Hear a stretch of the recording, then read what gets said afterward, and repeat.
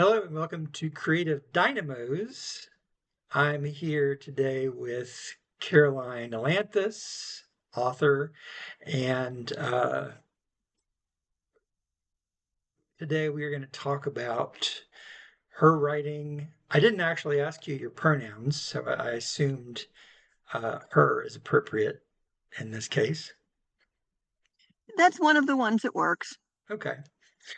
Um, so before we get started, talking about your writing, why don't you tell me a little bit about yourself? How long have you been writing, and what got you started down this path? Well, I like to say I've been writing longer than I've known how to write because um, among the papers that my mom saved from when I was a little kid is a drawing that I made that has like a little paragraph long story written on it in my mom's handwriting. And basically, what that was is I dictated to her what I wanted to write, what that picture was about. So, oh, Chris, Yes, I if am. you can turn on these lights, that would be great because I can't figure out how. Once I get these, and they're having. Sorry about that. That's okay. So, I think I was like 4 or 5 years old, and my drawings at that point were illustrations for stories in my head. So I was thinking like a writer, even though I couldn't write yet. But I decided that I wanted to write professionally, that that's what I wanted to grow up and do when I was, I think, 11 or 12 years old, somewhere in there. And two things occurred to me at close to the same time. One is that I'm doing research for a story makes a great excuse to go on all sorts of adventures. And sometimes people will even pay you to go on adventures if you're a writer. Oh, So that absolutely. sounded fun. And the other thing that I realized is that grown-ups are usually socially discouraged from talking about their imaginary friends unless they're writers.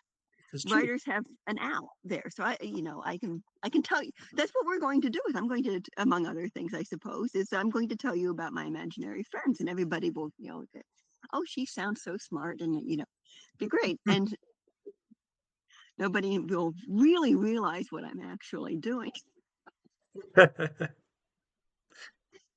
So that and since then I've been whatever else I've been interested in doing, whatever else I've been learning and trying to figure out how to do, writing's always been on the list. I've been consistently obsessed with how to be a better writer for, oh, I don't know, somewhere between 30 and 40 years. Okay. So for you, is this a career or Yes. okay? It is a career that persistently makes almost no money, but it is a career nonetheless. That's fair enough. That's fair enough. So you and I have been following each other on Threads for, I guess, a couple of months, and Mhm. it seems to me that you write primarily fantasy. Is that fair to say? It is now. Okay. Um, my work in progress is the second half of a two-part book. So I think of it as one book. It's just being published in two different volumes. But The Elf, the Dwarf, and the Telegraph is my first fantasy novel as such. There's one other that's sort of a marginal case, depending on how you want to define whether it's a novel or not. Uh, Everything else has been in this sort of difficult to categorize genre stew thing. Um,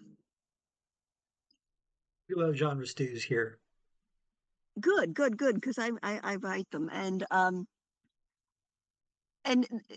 so with this project, I decided, how about I try and write in an established genre this time, sort of stretch my muscles. And so oh, fantasy's popular and I like reading it, so let's try that. And I'm wondering now what took me so long. Uh, I really feel at home in it. Nice. So how many novels have you written? Three and a half, Okay. because of Elf being a two-parter. So I have four titles published. And as a writer, I know that novels published and novels written are usually not the same number. Oh yeah. I don't have anything sitting there completed Mhm. that isn't published, but I have various other projects that are in various other levels and may or may not be published. I guess I have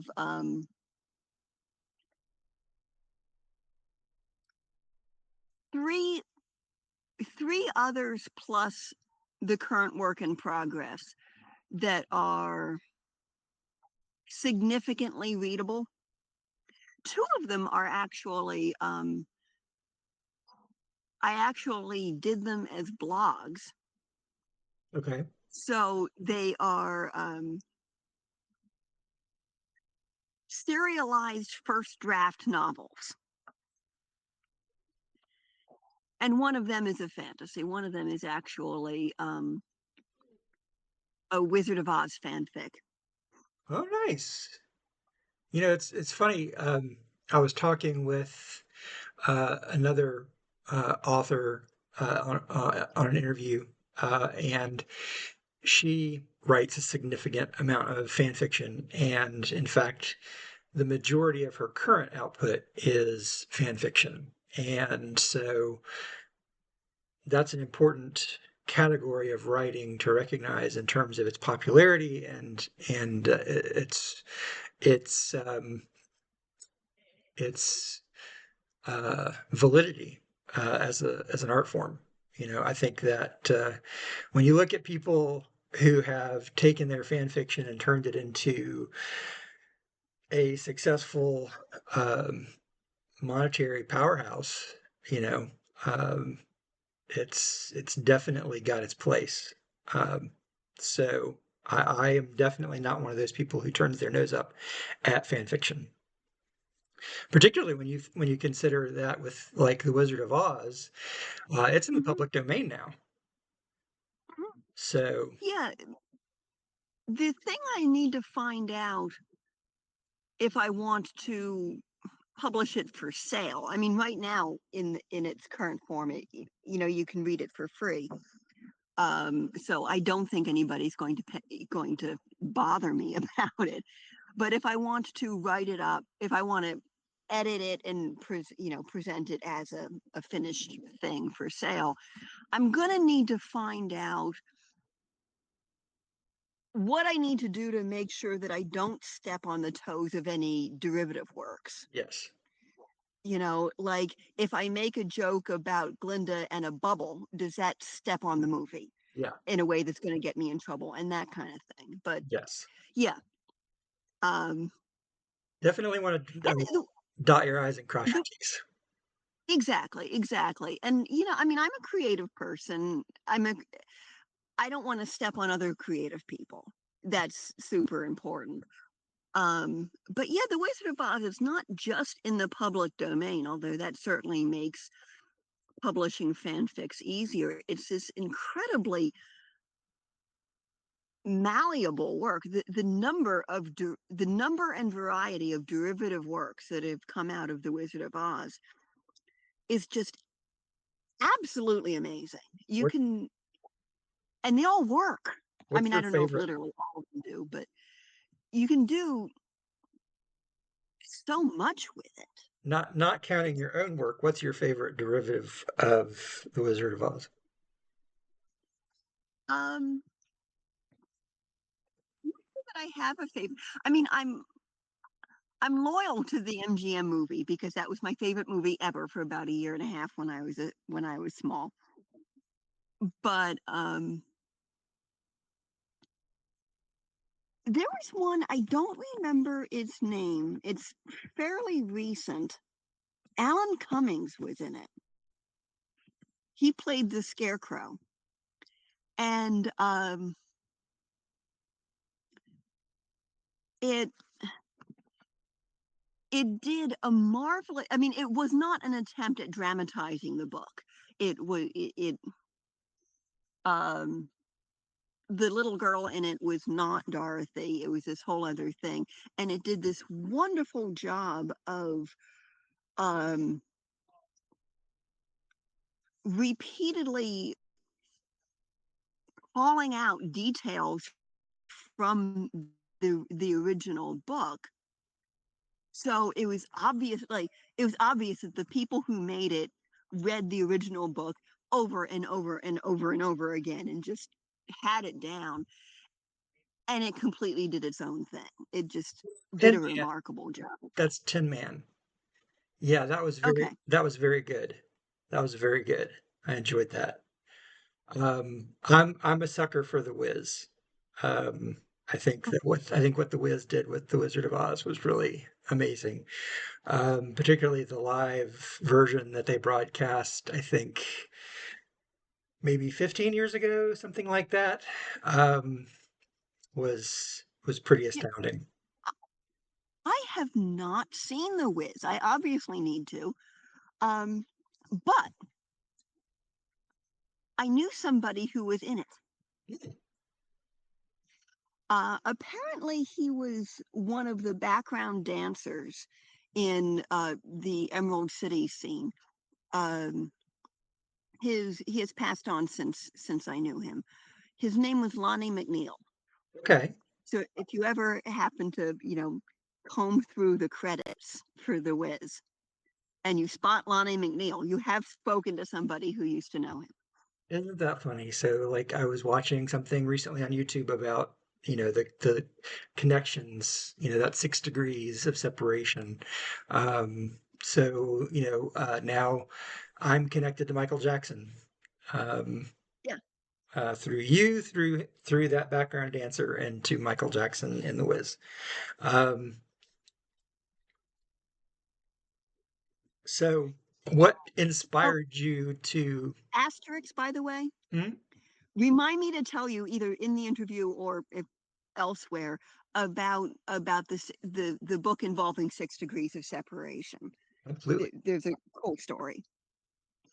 So Okay, so what inspired you besides your love of the movie? What inspired you to do your own fanfic of that property? uh, I had a dream. Okay. I mean, I'm I actually have a lot of pretty cool dreams, and this one, it was this version of the story of the Wizard of Oz, and it involved a present day Dorothy and a bunch of details that don't translate well from dream to waking. But the thing that really jumped out at me was near the end, the wizard offers to, Dorothy figures out how to go home and offers to take the wizard with her instead of the other way around. And he says no. And he says, "Here, I'm a wizard. They think I'm magical." And she knows that he's not at that point. They think I'm magical. Back home, I'm just a 2-bit scam artist. I Mhm. don't want to go back to the real world. And I woke up and I thought, whoa, That's powerful. yeah. So, I mean, I kind of put that on a shelf mentally. And for years after that, every so often, I, think about it and kind of work out a few details. And then a couple of years ago, I thought, oh, let's actually do this. So I did. And then I got the idea for my current work, Elf, and that kind of took over my brain. So I haven't the blog is done, the story is complete and it's out there, but as to whether I'm going to work it up into a real book is kind of on the shelf again. But it really did start as a dream. It's amazing where inspiration comes from. It can come from dreams. I had a story that was inspired by, I was driving down the highway to work one day. This was probably 20 years ago, before I really started writing um, as anything more than just a fun hobby. And I saw a home improvement business truck, and the letters were super faded, and all I could read was Home Imp. And I got an idea, just one of those ideas that just fully formed in your brain. And it was about these imps that had a business um, taking care of people's problems, and was fronted, the front of their business was a home improvement business. Um, and it was very like Stephen King slash uh, Clive Barker kind of esque uh, story, but it was a lot of fun. I need to go back and read Nice. that and see if it's any good now that it's had 20 years of experience between me and it. Um, so you and I had an interesting, and not really a conversation, because I don't think it was more than just like you posted something and I asked you a question. You posted about your elves in Mhm. your, I believe your elf book, and I asked you, well, why did you make it an elf then, if they're so different now? So go ahead and tell me, for the sake of our audience, um, how your elves are different from your traditional fantasy elves. Okay. And see, now I don't have the character limitation of a Threads post. Uh, Yeah, go. Yeah, tell me as much as you want. Go as deep as you care to. the thing that's important to understand for this is that I'm a science buff. Hmm. I like science. I care about science, and I my fan this particular, the Elf, the Dwarf, and the Telegraph doesn't really have anything in the way of fantasy magic, but I don't have a problem with writing about fantasy magic. The Oz story is full of magic, and I don't see that as being in conflict with science at all. Hmm. But I do find things like evolutionary biology fascinating. So, and I've always liked the idea of these fantasy species like elves and dwarves and so on.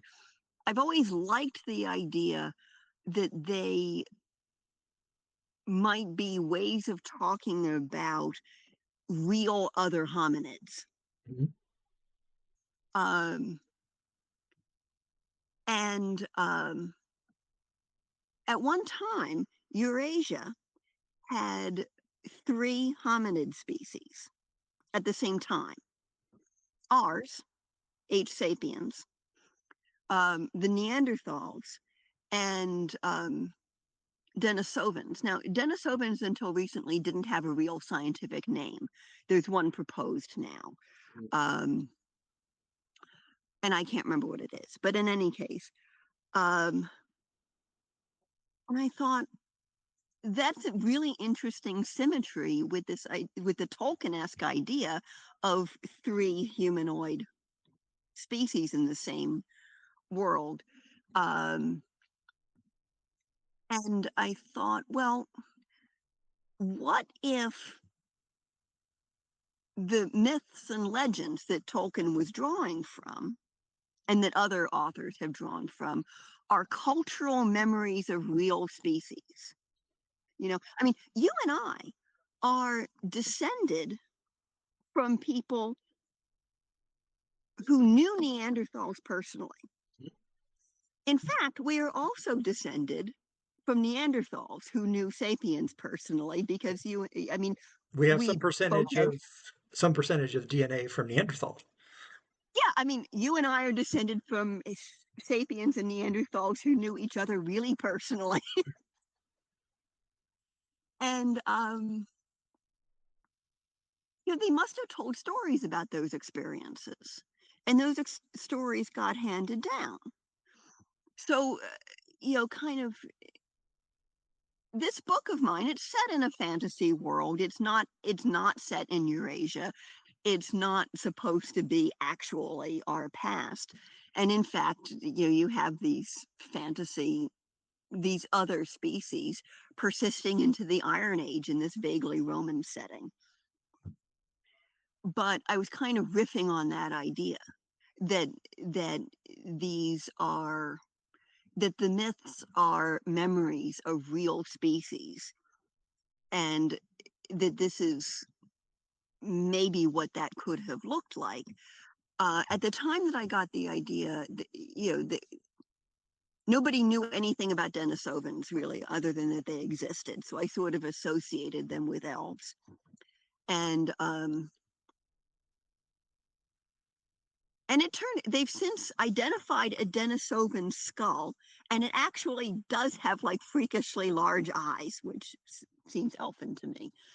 Um, Certainly, if you like read something like, oh, there was a graphic novel back in the early '80s, I think, called the Wolf Riders, and they were sort of elfin creatures, and they had these like manga, eyes, and they were elfin, and they rode wolves, and they were very cute, but also yeah, but also very fierce.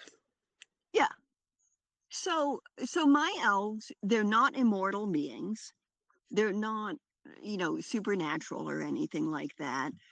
Um, if they have magic, it's not fundamentally different than the magic that we have. They don't have pointed ears because, primates don't have pointed ears. It's not something that our order does. Um, they do have large eyes. They do have like this slim, kind of very androgynous build. They do have, because they are semi-solitary and semi-nocturnal, and they have adaptations for that. A lot of those adaptations give them powers that our kind of human don't have and that can seem very magical. Like, they have excellent night vision. So from our perspective, they can see in the dark, which is cool. They can hear very well, which means you'd better not whisper anywhere nearby or they will hear you. It also means uh, they can hear earthquakes. I mean, this doesn't come up in the novel at all, but they can hear earthquakes a couple of seconds beforehand, the way there's some thought that dogs can. So, I mean, that seems magical. They have an excellent sense of balance. They can move much faster than we can. I mean, like their reaction time is faster. Um, they don't get lost, like ever. They have this amazing sense of direction. So all of these things, if you're talking to one, if you're interacting with one, they're it's going to seem like this is this magical person with these uncanny inhuman abilities, and it's not. They have these adaptations that we don't have. And they also, their body language, because they're semi-solitary, they don't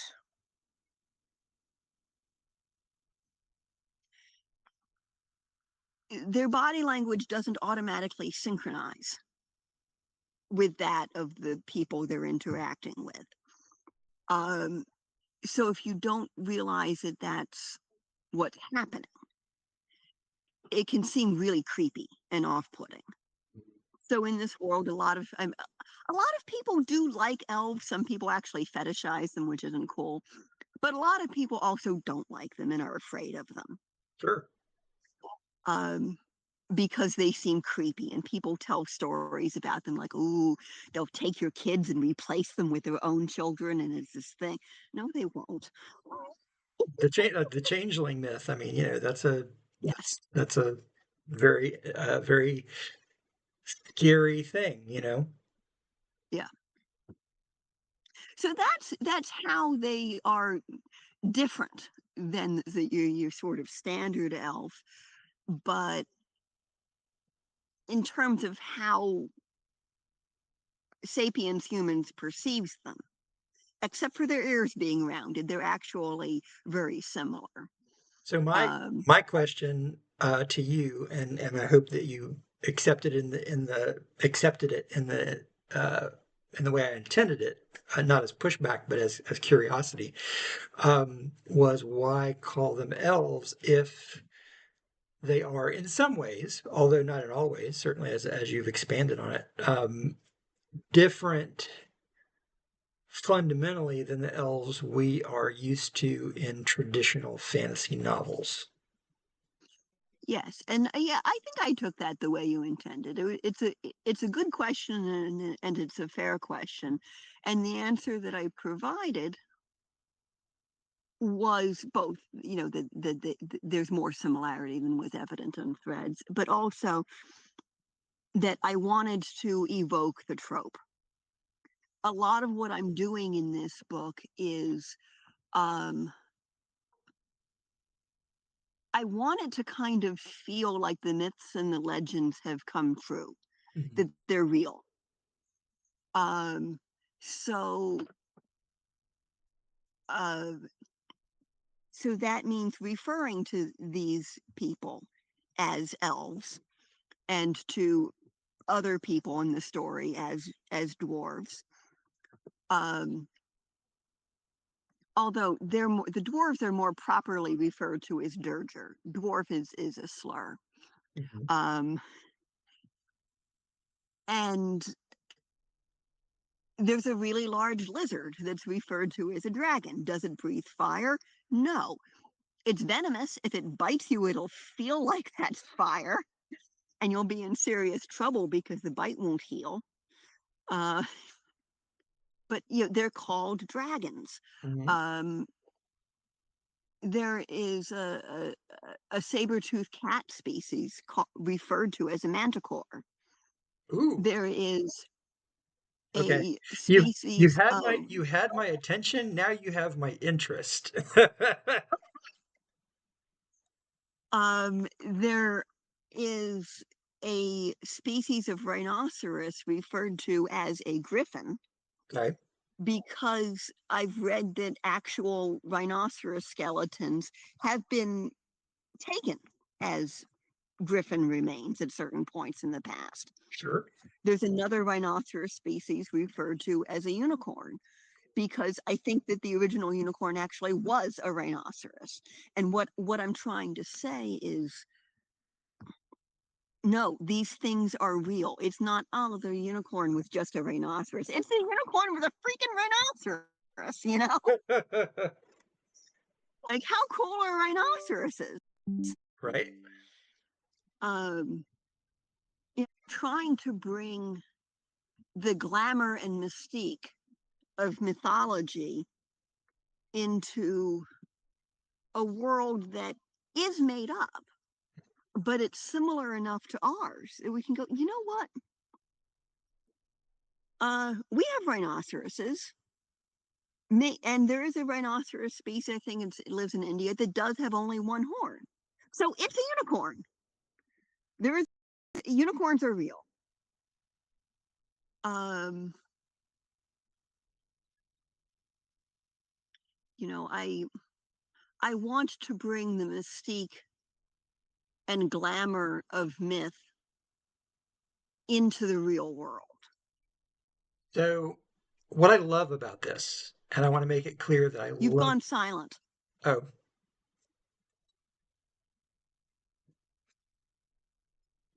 uh, how about now? Still silent. Let's see. Do uh,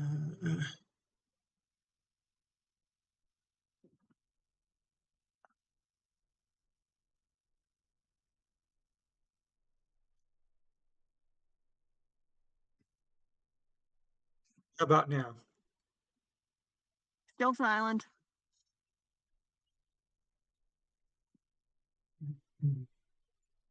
Oh, I was muted for some reason. Now I can hear you. Um, so what I love about this, and I want it to be I want to be clear. I love everything that you've said. This is a fabulous idea. Um, are so another author that I interviewed recently, um, Michael Melwassel, who wrote an urban fantasy slash high fantasy novel, has done something different but similar. Um, Mm-hmm. in his fantasy novel, rather than a scientific approach, what has happened is magic sort of came. Magic was separated from the world at a point in our distant past, and then in the late 20th, early 21st century, it came crashing back down. And so Mm. now um, dwarves are back, elves are back. And so there was this sort of all of our legends, all of our lore, all of these creatures really existed in our past. Um, and they're back now.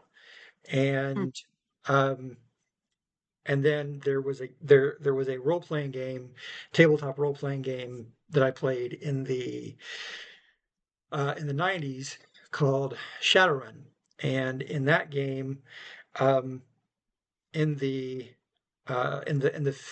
distant future, um, there was a series of events that there was a disease that caused mutations in humans that basically gave humans um, uh, effectively some of the uh, physical characteristics of elves, of dwarves, of orcs. Um, like they got improved night vision. They got basically these were sort of unlocked genetically. Um, Mm. so again, it's sort of these things existed in humanity's past, and this genetic disease unlocked some of these, uh, reawakened these things. Um, and I just love the idea of uh, the intersection of reality, of science, and uh, magic, however that magic looks. Um, I'm kind of doing something different with, I'm in the process of writing my first high fantasy novel. And in my case, I'm doing sort of the flip side of what you're doing.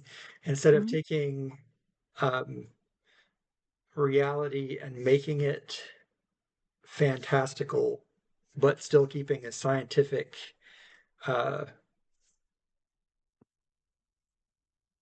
core, I'm taking a fantasy world and slowly stripping away the fantasy because what happens in this, it's a sort of a traditional D&D setting, because it was my homebrew D&D setting. I figure why waste it. if I'm not using it Mm. for D&D, I might as well use it as a story universe. Um, every couple of thousand years, magic is like this sine wave. Every couple of thousand Mm. years, it cycles, and they're currently in a cycle, in a downward cycle. And so there's this murder mystery, and because of the way magic is, they're not able to use any uh, magical means to solve the mystery. They can't bring the murdered person back to life. They can't do any of the traditional like necromancy stuff that you might get away with in a D&D campaign. Um, they have to use traditional police methods to solve this mystery, but you've still got like the main character is an elf, and she's solving this mystery like a cop would solve the mystery. Uh, and I just love like taking a fantasy setting and ramping up the realism, but still keeping some of the fantasy elements. Um, there was a movie called Shine with uh, Will Smith in it, where there was like again it was a police procedural, but there were like fantasy races, but it was again this sort of very realistic treatment of the fantasy races. Um, so there's something to what you're doing. Like I love that combination of science and magic, uh, where the science is a very important part of what's happening. So tell me about the setting and what's going on in this world. Okay. Um, it's I say it's a loosely Roman. Most a lot of fantasies are based on this are in a basically Dark Ages type world, Mhm. and I decided that's kind of been done, so I Yes. didn't want to do it. And the Dark Ages is really remote from us culturally. You know, I don't know what it's like to feel loyalty to a king or to think that my country should be run by a king.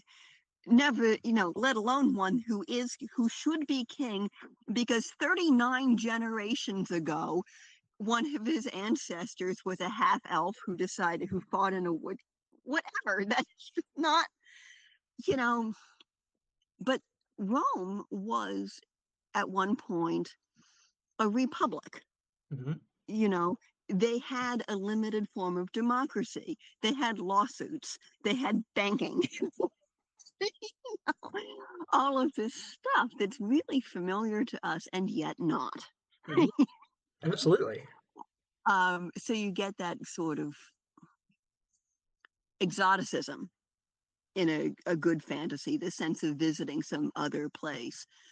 um, but it's an other place with a lot of the same rules. So in this setting, it is a a Rome-like republic that is in the process of um, falling to falling to autocracy.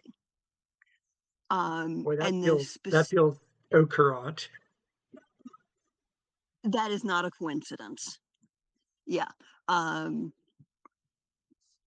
and This is the time period that Rome occupied is part of the so-called Iron Age. So this is an Iron Age world, but it's an Iron Age world in which the wave of extinctions that happened at the end of the Ice Age didn't happen. Okay. So you have all of these animals that I was referring to earlier, and these different kinds of people. And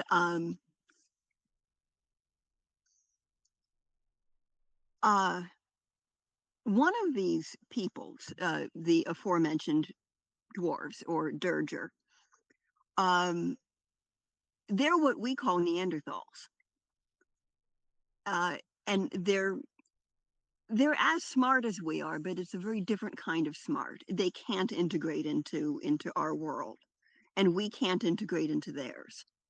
Okay.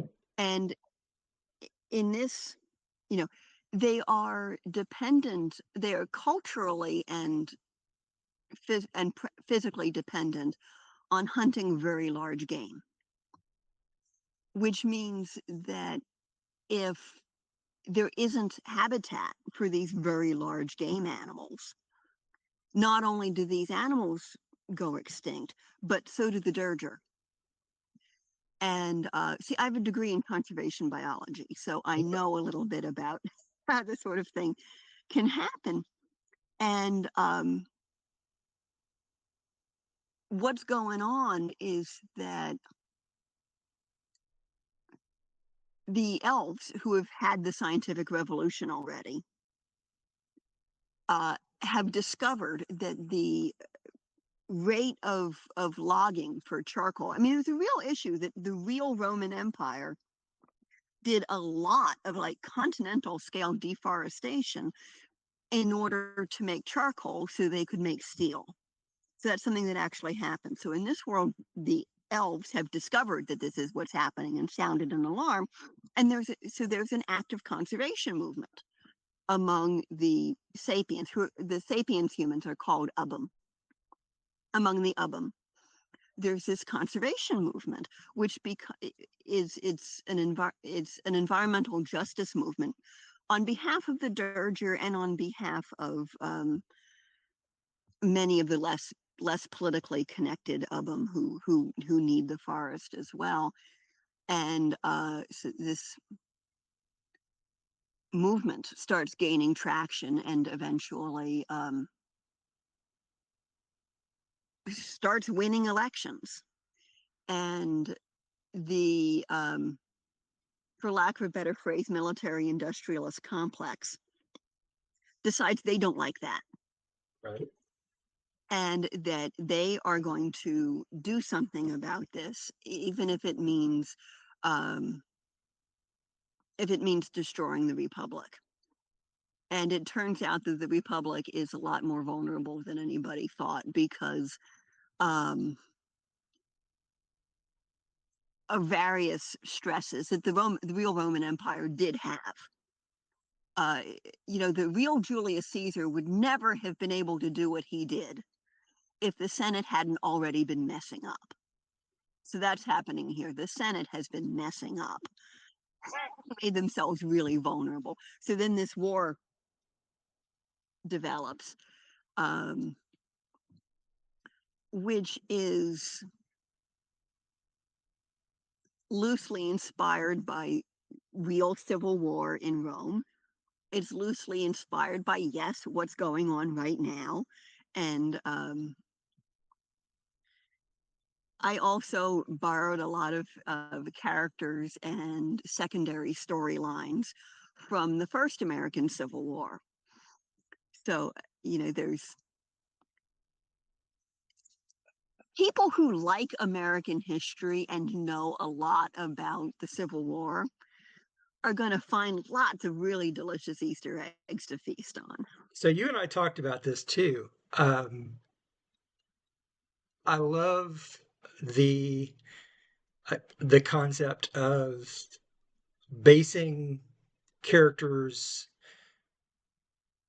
directly or indirectly, whether they're you know actual historical characters that you are portraying or characters that are loosely based on historical characters that you are portraying, um, because it gives Easter eggs, like you said, love that, but also like touchstones, to ground. Because I think one of the things that you need, uh, maybe not need, that may be a strong word. One of the things that I think fantasy novels benefit from are things that ground the story in reality. Um, Mm-hmm. and because I think you need, I think the reader has to have some things to identify with, um, so that they can accept the flights of fantasy a little more readily, so that when they have to, uh, you know, um, engage in what's the term I'm trying to think of? Willing suspension of Willing. disbelief. Thank you. Willing suspension of disbelief. They have these other things where they, feel like, okay, you're grounded here. I can suspend my disbelief here because these things are solid. Um, so I think that's great. So I'm sorry. Go on. Oh, you didn't interrupt me. But yes, that is one reason to use models. And I mean, in this case, it varies a lot. There are some characters who have their relationship to their models is really tangential. Like they might have like one or two factoids in common, and the rest it just went off in my own direction. Um, some of them are very close. Um, None of them are intended to literally be historical people. Um, this is not like um, It's not a historical you know, novel.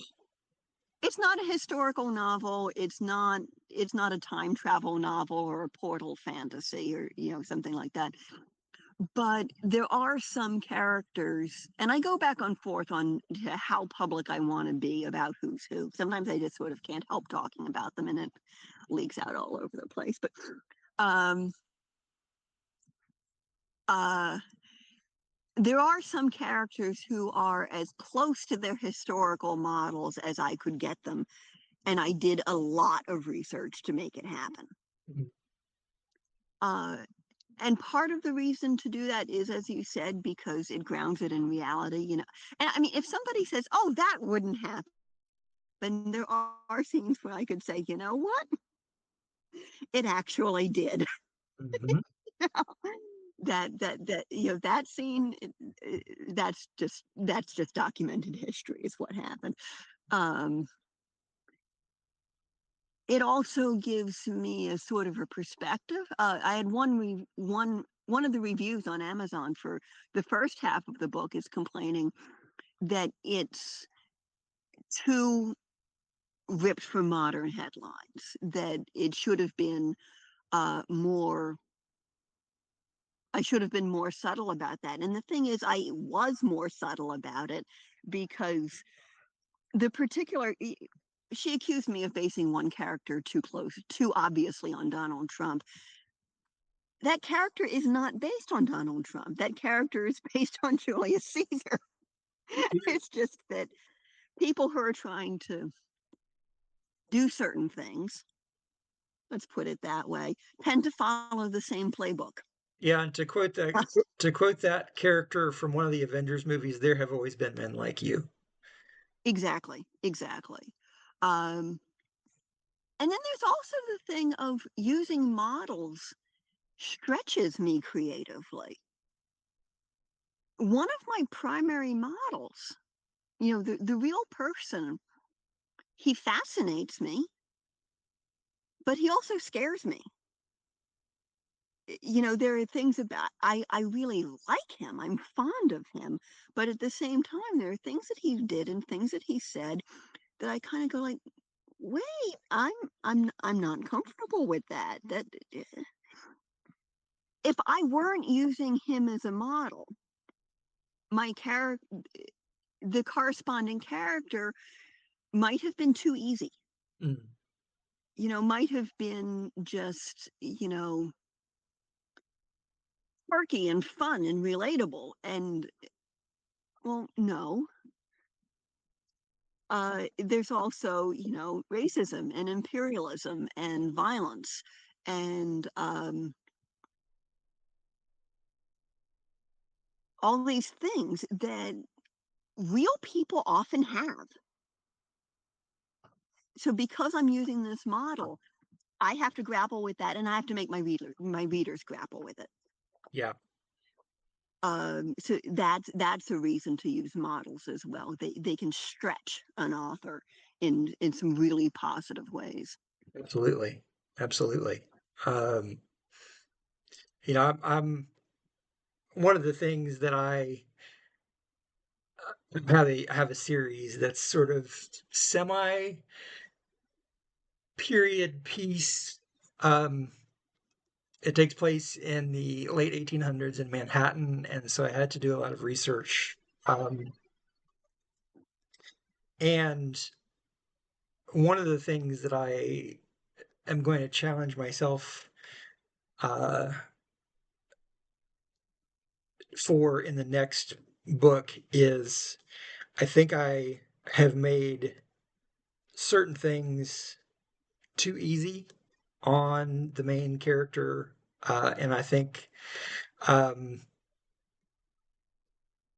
I haven't stretched myself enough, uh, and I can do a better job of portraying some of the circumstances of that period. Like I've done some of, particularly in the novel, like in the so what's out currently is two short story slash novelettes, depending on how you want to get fancy about the word counts, and then one novel. Um, and so, in the long short stories or short novelettes, there's Mm, not a whole lot of room to get uh, political when I'm just trying to tell an action adventure mystery story. In the in the novel, I have a little more room to talk about the reality of life in this period of time. Um, and I think in the next book, I can have a little more of that in the background and have a little more of that even in the foreground. So you're absolutely right. Like, having models, having actual historical characters and events help you color uh, things that happen in these stories, particularly if you're doing like a particular historical time period, can be a big help in that. Um, Particularly if you didn't live through that time period, which obviously neither mm, one of us, unless you're a vampire or something, um, yeah. you know. Um, so um, one of the things that I'm in the process, as like I said earlier, of writing my own first high fantasy novel, and I'm tackling an issue uh, with the fantasy races that I've got represented. So one of the ideas I got last night, because I'm still really early in the writing process, was I've had one of the main characters refer to the six races, um, Hmm. and there are way more than six sentient races, but she keeps using this phrase, the six races. And so I was like, where did that come from? Because sometimes Hmm. things just cook in your subconscious. And I looked at some of my notes and stuff, and I decided that the six main humanoid races, elves, dwarves, um, halflings, um, gnomes, humans, and what I call pride folk, which are basically a leonoid sort of lion humanoid. Um, those are the six races that were created by six of the main gods of the pantheon. And each god created one of those six races. That this is kind of an accepted myth, um, and that gnomes and um, halflings, which again, halfling is like one of those terms you were talking about dwarves in your book. Don't like the term dwarf. They have their own name for their race. halflings have their own name for their race, and halfling is a pejorative. They have their own feelings about the myth of the god that supposedly created them. So, it gives me a chance to kind of address some some racism in this fantasy world. And then you've got the other sentient races that exist, like the orc races and the kobold races, and there's basically there's a race of sentient humanoid spiders that can shapeshift into something that looks enough like a human to pass.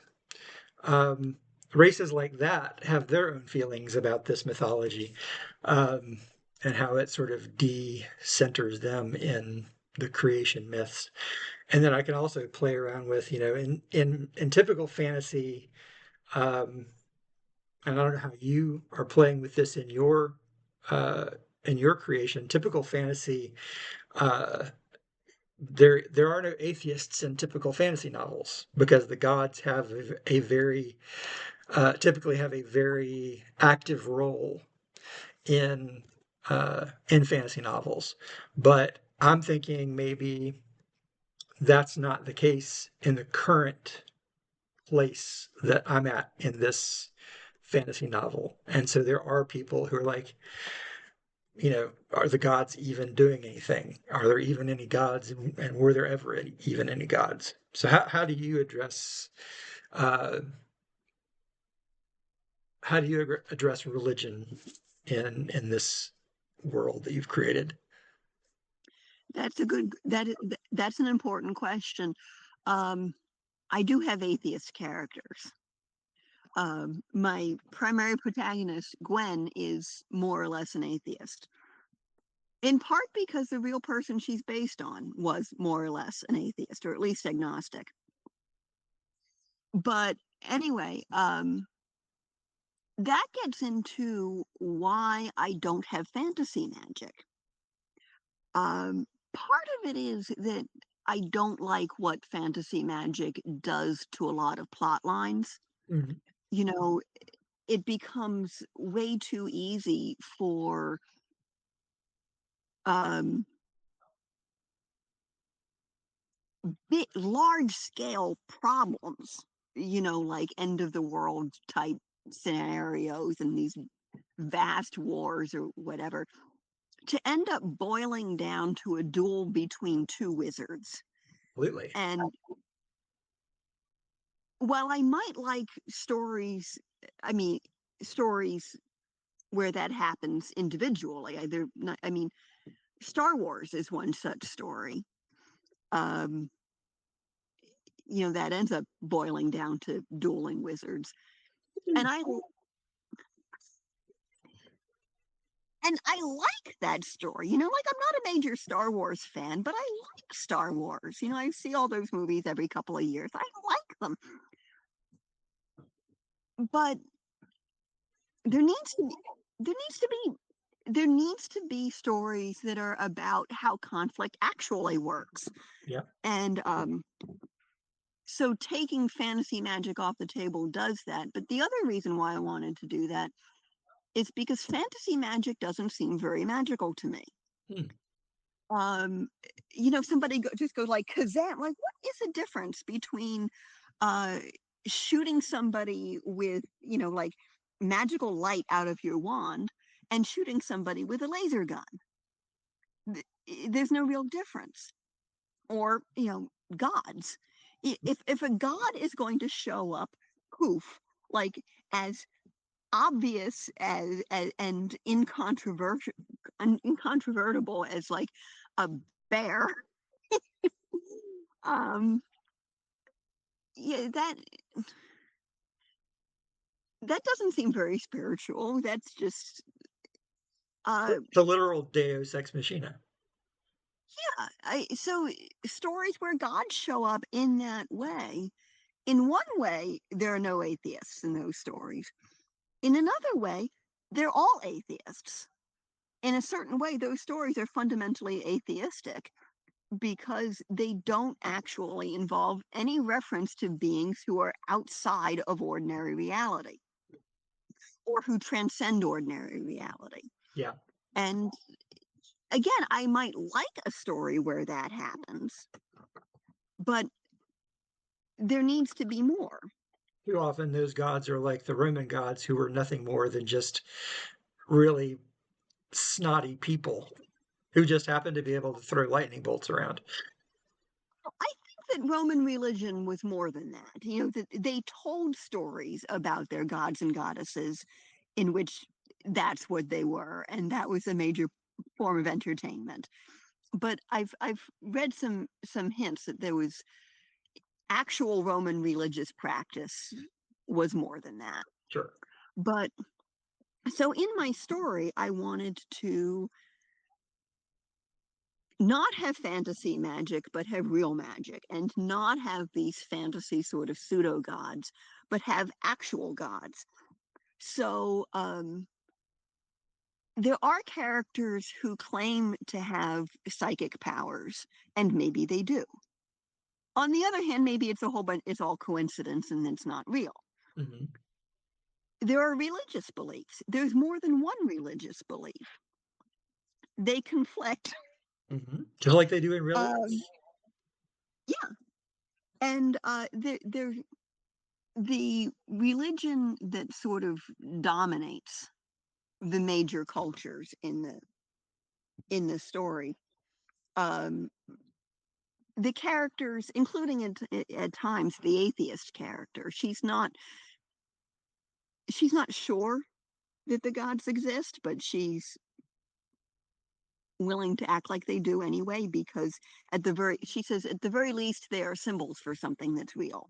Hmm. Um, and she can perform the ritual to thank the gods for her home and her food and her hearth, because her home and her food and her hearth are all real and she's grateful for them. Hmm. um so you find out about some of these figures, like the raven, who is the being whose every whose help everybody wants but later, because the raven is the being who comes to get you when you die. Right. And because it's a war, they talk about the raven a lot. And the owl, who is the being who brings you in when you're born. And talking about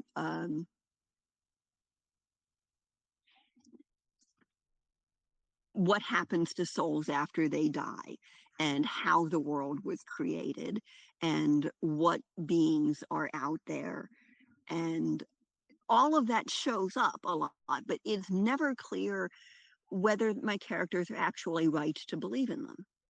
Are these beings real, or is it all just you know made up? And it's quite deliberately never made clear, and I haven't made up my mind on it. There's no real answer to that question, and that's on purpose. I think that's a perfectly valid way to go about it. That's a, you know, um, it doesn't have to be answered for the story to be interesting. Yeah. Um, it gives me food for thought for my own story world. Do I even have to answer the question? You know, is it pertinent to the story? Um, so yeah. Well, that sounds like an amazing world that you've developed, and I look forward to diving into it. I want to respect your time, and usually I try and keep these to about an hour. So, when you share with Go us, over if you want, although I respect your time as well. why don't you share with us, where we can find you? Do you have a website? Are you mostly just on Threads? I have a website. I am on Threads. I'm on Facebook. Um, my name, Caroline Ailanthus, is a ridiculously good search term because, as far as I can tell, I'm the only person in the world who bears this name. It is unique. It is unique. I have a hockey player who is now a sports writer, um, who I share a name with, but I've never heard of a Caroline Uh, Atlantis before. as far as I can tell, I'm the only one. Um, I may have been, I'm probably one of only two people to ever have this last name, um, because it's not hereditary. Is there a story My behind dad it? just gave it to me. Yeah, when my parents got married, neither of them wanted to change their name to match the other. And they didn't want to do a hyphenated name. They didn't want to give me a hyphenated name. So they decided to just give me a new name. So they did. And my dad's a botany buff, and Ailanthus is a kind of a tree. And I'm not sure if his idea was that he would name me after the tree because he liked the tree, or if he just liked the sound. I'm going to have to ask him that at some point. But in any case, so he gave me the name.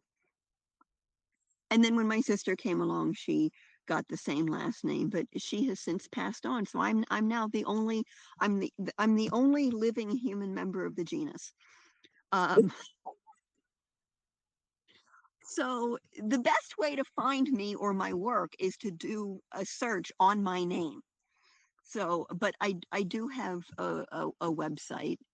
Um, it's called News from Caroline, and I try and post. It has a blog associated with it, so I post to that pretty regularly. And I have other blogs that I look after and like on social media.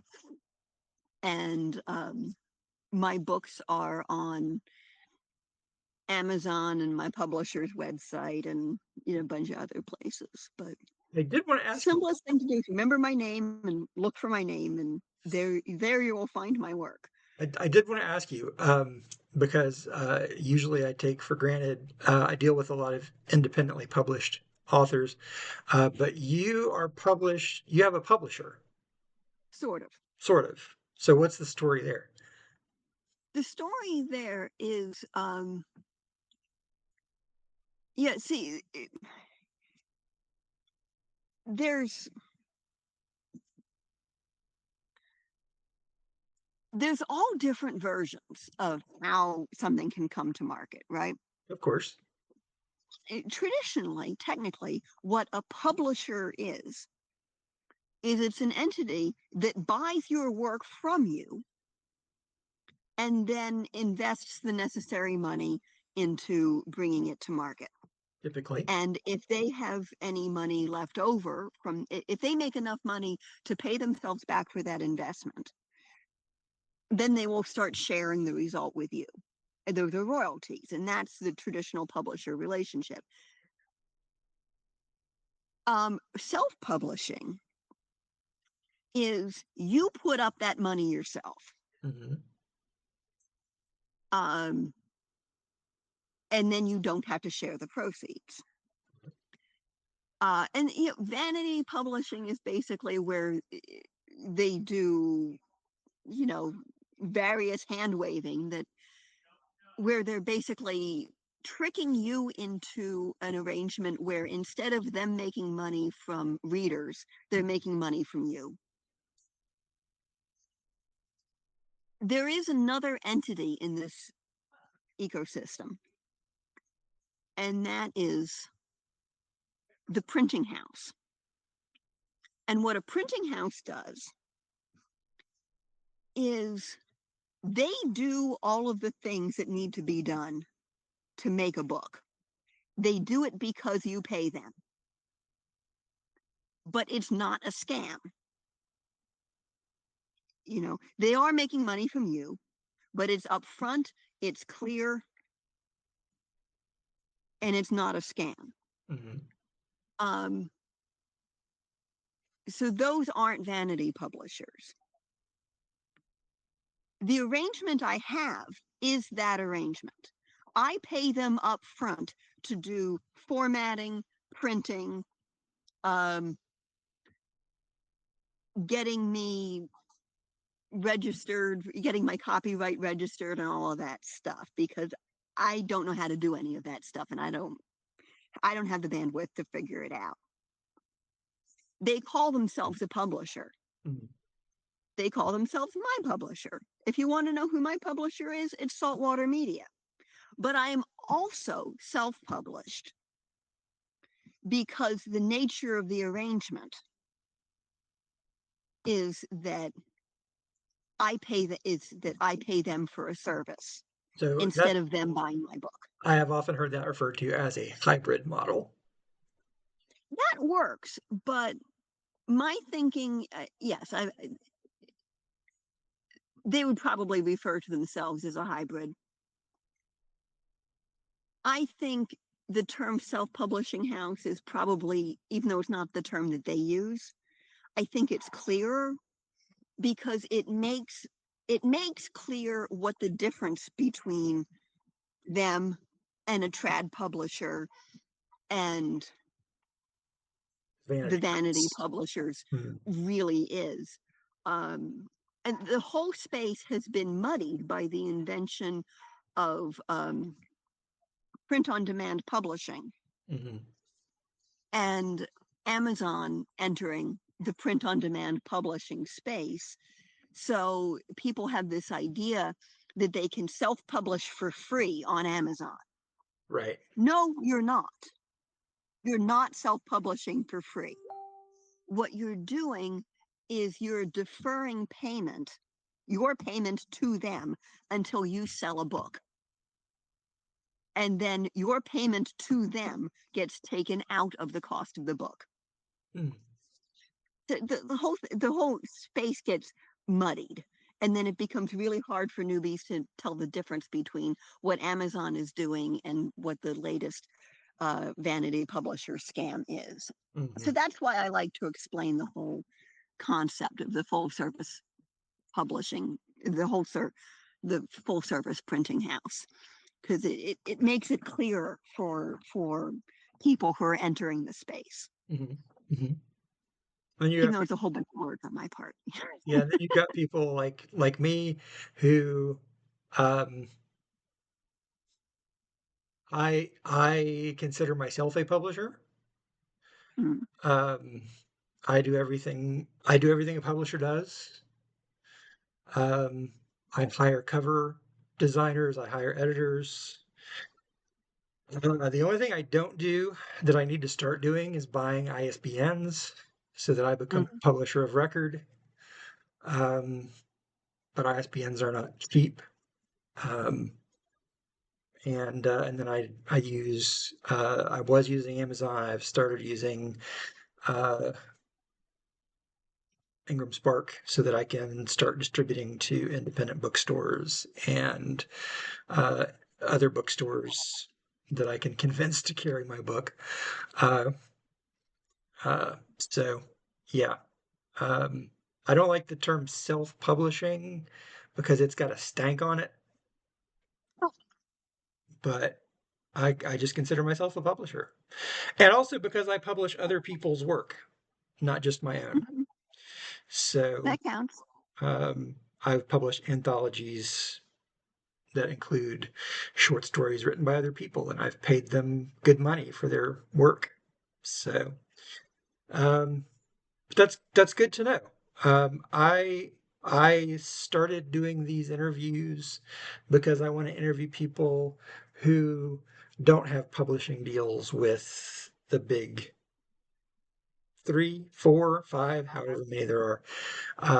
And whatever you call yourself, however you describe yourself, if you're putting in the blood, the sweat, the tears to get your story out there, and you're putting money uh, into your work to get it out there for people to experience, then I want to help you uh, spread the word.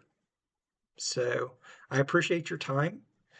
I look forward to reading uh, your work, especially now that I know more about it. See, the thing I love about Threads and the community that I've started building there is Um, I've found some really cool people, and that's amazing.